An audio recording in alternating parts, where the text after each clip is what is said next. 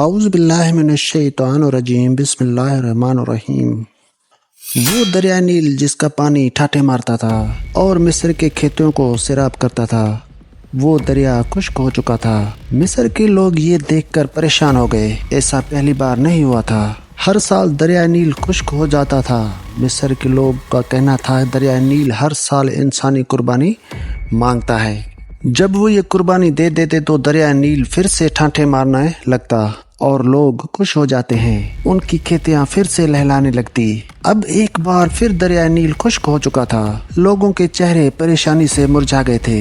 دریا اس بار پھر ایک انسان کی قربانی مانگ رہا تھا، وہ سب مجبور تھے۔ انہی دن حضرت عمر بن عاص رضی اللہ تعالیٰ عنہ نے مصر فتح کیا تھا۔ مصر میں فوجیں موجود تھی۔ امیر المومنین حضرت عمر فاروق رضی اللہ تعالیٰ عنہ نے حضرت عمر بن عاص رضی اللہ تعالیٰ عنہ کو گورنر مقرر کیا تھا، اور اس کے چند دن بعد ہی دریا نیل خشک ہو گیا۔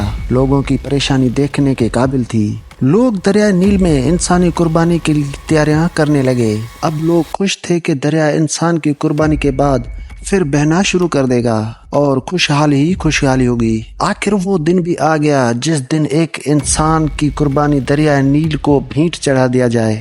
لوگ صبح ہی تیار ہو کر باہر نکل آئے جیسے عید کا سماں ہو۔ ہر شخص کے چہرے خوشی سے جھلک رہے تھے۔ حضرت عمر بن عاص رضی اللہ تعالیٰ عنہ دریا نیل کے خشک ہونے کی وجہ سے بہت پریشان تھے۔ جب انہوں نے سنا یہ لوگ دریا نیل کی بھینٹ چڑھانے کے لیے ایک انسان کو قربان کرنے لگے ہیں تو وہ تڑپ اٹھے کہ یہ تو سراسر ظلم ہے۔ دریا کے لیے ایک انسان کو قتل کر دینا کہاں کی عقل مندی ہے۔ حضرت عمر بن عاص رضی اللہ تعالیٰ عنہ اپنے چند آدمیوں کے ساتھ دریا نیل کی طرف چل پڑے۔ وہ اس قربانی کو ہر حال میں رکوانا چاہتے تھے۔ جب وہ دریا نیل کے پاس پہنچے تو انہوں نے وہاں عجیب سما دیکھا۔ لوگ زرق بھر کے کپڑے پہنے وہاں موجود تھے۔ ہر شخص کے چہرے پر خوشی تھی۔ جب ان لوگوں نے گورنر کو دیکھا تو حیران رہ گئے اور سوچنے لگے شاید گورنر بھی اس قربانی کو دیکھنے کے لیے آئے ہیں۔ حضرت عمر بن عاص رضی اللہ تعالیٰ عنہ نے دیکھا کہ لوگ ایک 15 سالہ لڑکی کو وہاں لے آئے ہیں۔ اس لڑکی نے زرق بھر لباس پہنا ہوا تھا، وہ زیورات سے لدی بندی تھی۔ لڑکی کھونپ سے کانپ رہی تھی، اس کا چہرہ ہلدی کی طرح زرد ہو رہا تھا۔ لڑکی لڑکھڑا کر قدموں سے آگے بڑھ رہی تھی۔ وہ لرزتی کانپتی ہوئی لوگوں کے ہمراہ دریا کنارے پر پہنچ کر رک گئی۔ اس نے مڑ کر اپنے باپ کو دیکھا۔ باپ کی آنکھوں میں آنسو تھے، وہ مجبور تھا۔ لوگ اس کی بیٹی کو گھسیٹ کر موت کے منہ میں دھکیل رہے تھے۔ وہ کچھ نہیں کر سکتا تھا، اپنی بری آنکھوں سے بیٹی کو منہ کے موت میں جاتے دیکھ رہا تھا۔ لڑکی کی ماں تو غم سے نڈھال ہوئے جا رہی تھی۔ لڑکی ہاتھ چھڑا کر اپنے باپ کی طرف دوڑی۔ لوگ اس کے پیچھے بھاگ کھڑے ہوئے اور اس لڑکی کو لے کر پھر دریائے کنارے پر لے آئے۔ لڑکی رو کر التجا کرتی، خدا کے لیے مجھے چھوڑ دو، میں مرنا نہیں چاہتی۔ لوگوں نے اسے مضبوطی سے پکڑ لیا۔ حضرت عمر بن عاص رضی اللہ تعالیٰ عنہ کے صبر کا پیمانہ لبریز ہو چکا تھا اور لڑکی کو لوگوں کی قید سے چھڑاتے ہوئے بولے، یہ سب کیا ہے؟ تم اس لڑکی کو کیوں ہلاک کرنا چاہتے ہو؟ لوگ گورنر کی بات سن کر پریشان ہو گئے۔ لڑکی بھاگ کر اپنے باپ کے پاس چلی گئی۔ لڑکی کی ماں نے آگے بڑھ کر اسے اپنے ساتھ لپیٹ لیا۔ لڑکی سسکیاں لے لے کر روتی رہی اور ماں چپ کرانے کی کوشش کرتے ہوئے خود بھی روتی رہی۔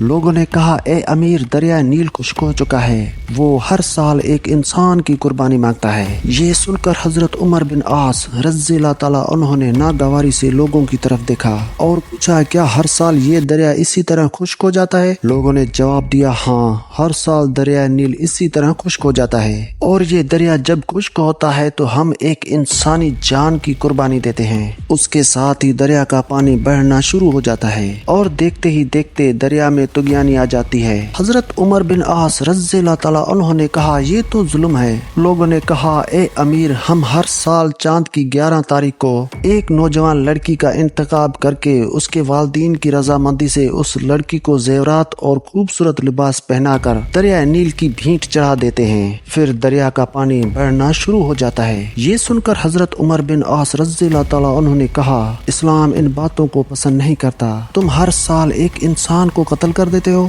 دریا کی بھینٹ چڑھا دیتے ہو۔ یہ تو سراسر ظلم ہے۔ اسلام ان فضول باتوں کو مٹانے کے لیے آیا ہے، آئندہ تم ایسا نہیں کرو گے۔ یہ سن کر لوگ پھر بولے دریائے تو خشک ہو جائے گا، ہماری کھیتیاں برباد ہو جائیں گی، ہم بھوک سے مر جائیں گے، ہمارے جانور ہلاک ہو جائیں گے۔ حضرت عمر بن عاص رضی اللہ تعالیٰ عنہ نے کہا تم پریشان نہ ہو، ایسا کچھ نہیں ہوگا۔ حضرت عمر بن عاص رضی اللہ تعالیٰ عنہ نے انہیں یہ رسم ادا کرنے کی اجازت نہ دی۔ اب لوگ بڑے پریشان ہوئے کہ ایسا نہ کیا تو ہر طرف خوش سالی ہو جائے گی اور ہم سب بھوک سے مر جائیں گے۔ اب ان کی سمجھ میں نہیں آ رہا تھا کہ کیا کریں، ان میں اتنی جرات نہ تھی کہ وہ گورنر کے حکم کی عدولی کر سکیں۔ وہ سب خاموشی سے سر جھکائے کھڑے ہو گئے۔ حضرت عمر بن عاص رضی اللہ تعالیٰ عنہ نے لڑکی کو اس کے ماں باپ کے ساتھ گھر بھجوایا اور لوگ بھی آہستہ آہستہ وہاں سے جانے لگے۔ چند دنوں تک دریا نیل بالکل خشک ہو گیا، اس میں ایک بوند بھی پانی نہ آیا۔ لوگ بوکھلا گئے، ان کی کھیتی باڑی دریا نیل کے پانی سے قائم تھی، اب تو دریا نیل خشک ہو چکا تھا، زمینیں بنجر ہو گئی، لوگ فاقوں سے مرنے لگے،